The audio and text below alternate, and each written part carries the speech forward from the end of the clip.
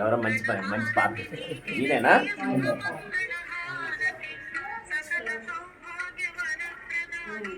తర్వాత బాధకి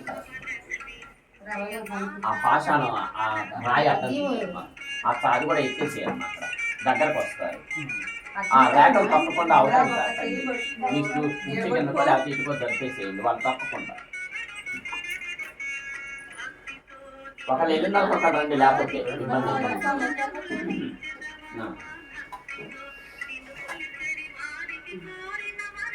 అర్థండి.